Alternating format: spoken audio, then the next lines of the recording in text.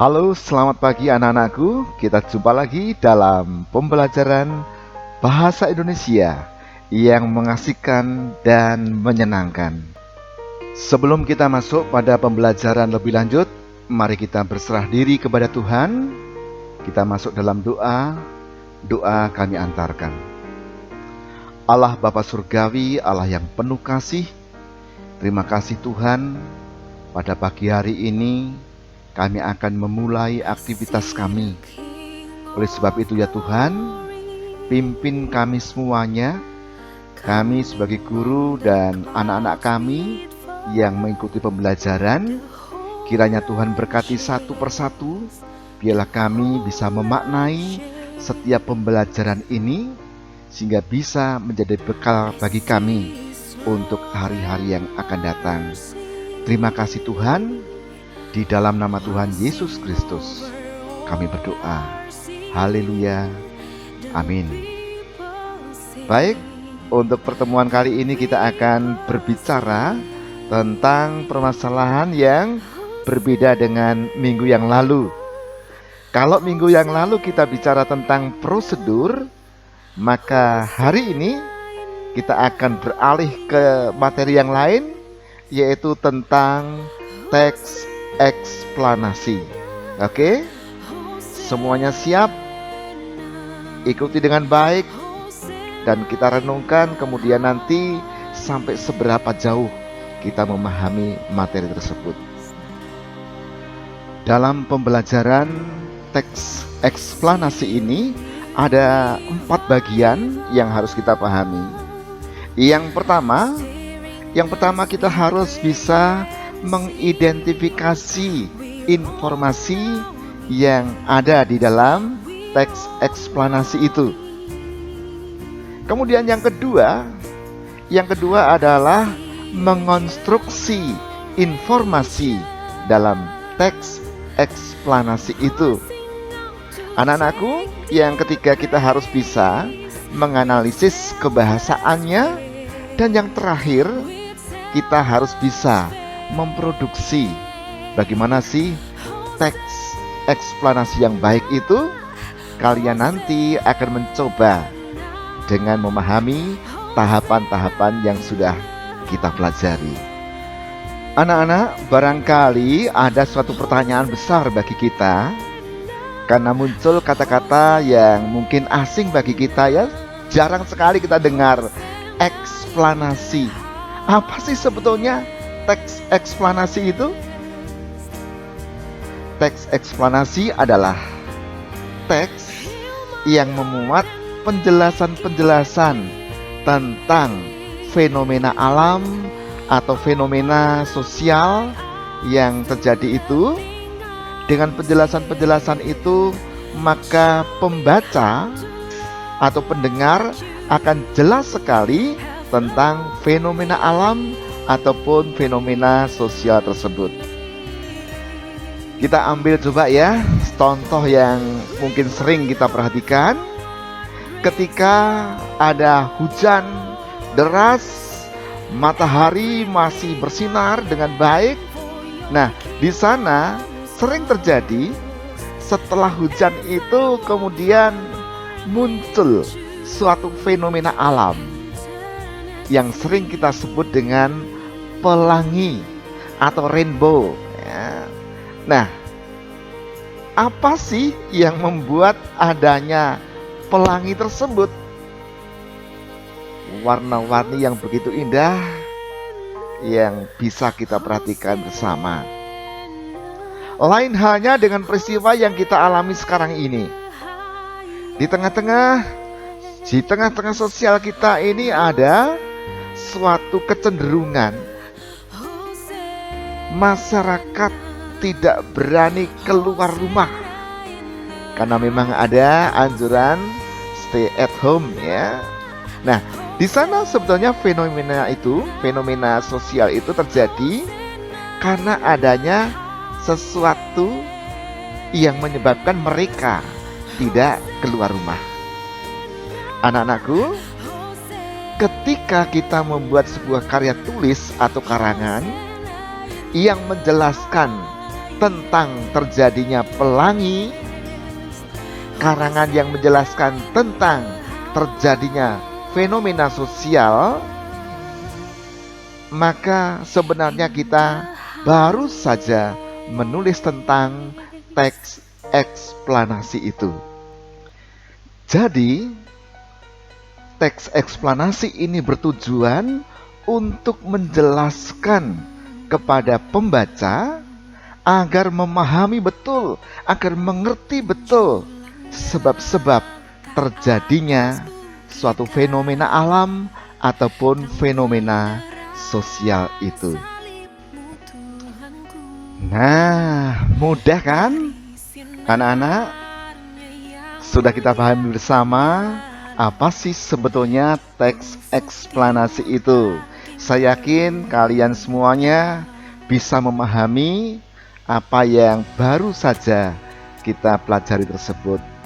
Oleh sebab itu, tolong perhatikan gambar yang ada pada layar ini supaya kalian bisa menebak-nebak, bisa meraba-raba fenomena apa itu sebetulnya.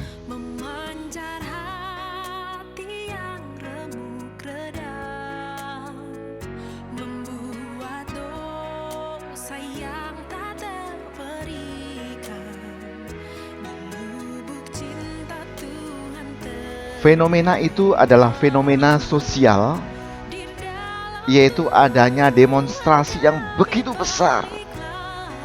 Banyak sekali masyarakat yang berkerumun di gedung MPR itu. Nah, di sana mereka mengemukakan apa sih yang menjadi tuntutannya. Nah, permasalahannya apa sih yang menyebabkan mereka berdemonstrasi sampai ke gedung MPR seperti itu? Kalian bisa meraba-raba, apakah itu karena kemiskinan rakyat? Apakah karena terjadi suatu kesenjangan antara aparat pemerintah dengan masyarakat bawahan, atau permasalahan yang lain? Yang jelas di sana terjadinya demonstrasi yang besar itu pasti ada penyebabnya. Anak-anak, saya membaca sebuah buku materi, buku paket bahasa Indonesia untuk anak-anak kelas 11. Di sana ada sebuah pernyataan yang demikian, saya bacakan saja. Dengan fakta semacam itu, nyatalah bahwa kemiskinan bukanlah penyebab utama untuk terjadinya gelombang demonstrasi. Akan tetapi, fenomena tersebut lebih disebabkan oleh kemampuan berpikir kritis dari warga masyarakat. Mereka tahu akan hak-haknya, mengerti pula bahwa di sekitarnya terjadi pelanggaran dan kesewenang-wenangan. Mereka kemudian melakukan protes dan menyampaikan sejumlah tuntutan. Anak-anakku semuanya, ya. Jadi di sana ada fenomena yang kita sebut demonstrasi. Ternyata apa yang kita bayangkan dengan yang dibayangkan oleh orang lain itu berbeda. Nah, saatnya anak-anakku bisa melihat fenomena yang ada di sekitar kita. Apakah itu fenomena alam, fenomena sosial? Anda perhatikan, kemudian dicari penyebab-penyebabnya. Proses kalian perhatikan, dan nanti coba kau uraikan, jelaskan apa sih yang menjadi penyebab suatu fenomena yang kalian lihat itu. Satu contoh, kalian bisa melihat fenomena alam, katakanlah yang terjadi di Yogyakarta yang begitu besar tahun-tahun yang lalu, yaitu gempa bumi. Gempa bumi yang sangat dahsyat pernah terjadi di Yogyakarta. Kalian bisa mencari apa sih yang menjadi penyebab-penyebabnya? Ternyata banyak media massa yang menyebutkan bahwa gempa itu terjadi karena pergeseran lempengan. Ya. Jadi lempengannya yang bergeser kemudian cerat begitu, terjadi suatu pemisahan yang mengakibatkan pemisahan itu terjadi pergeseran tanah.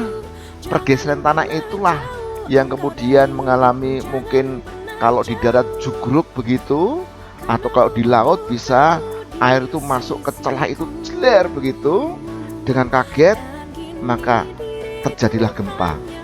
Ini kalau kalian tulis secara rinci penyebab-penyebabnya, maka sebetulnya kalian sudah mulai menyusun apa yang disebut teks eksplanasi itu. Baik anak-anak, saya akan mengajak Anda lagi untuk melihat struktur kebahasaannya. Bagaimana supaya kita bisa menyusun teks eksplanasi itu dengan benar dan baik, sehingga nanti dibaca oleh pembaca teks itu sendiri bisa membuat mereka jelas adanya suatu fenomena alam itu. Anak-anak, untuk pembelajaran hari ini saya kira kita cukupi sekian dulu, dan kita mempunyai suatu pemahaman tentang teks eksplanasi. Perlu kita simpulkan hari ini sebelum kita berpisah. Di dalam pembuatan teks eksplanasi, yang pertama kita harus bisa mengidentifikasi fenomena yang akan kita pilih. Kemudian yang kedua, kita memahami bagaimana kronologi fenomena itu terjadi dengan menjelaskan sebab-sebab yang menjadi sebab utama di dalam fenomena tersebut. Dan kemudian yang terakhir, nanti kita akan mengakhiri teks itu dengan sebuah ulasan tentang fenomena yang kita angkat atau yang kita tulis itu. Baik anak-anak, rasanya sampai saat ini sudah cukup pembelajaran kita, dan kalian perlu mencoba anak-anak. Mencoba untuk membuat teks eksplanasi.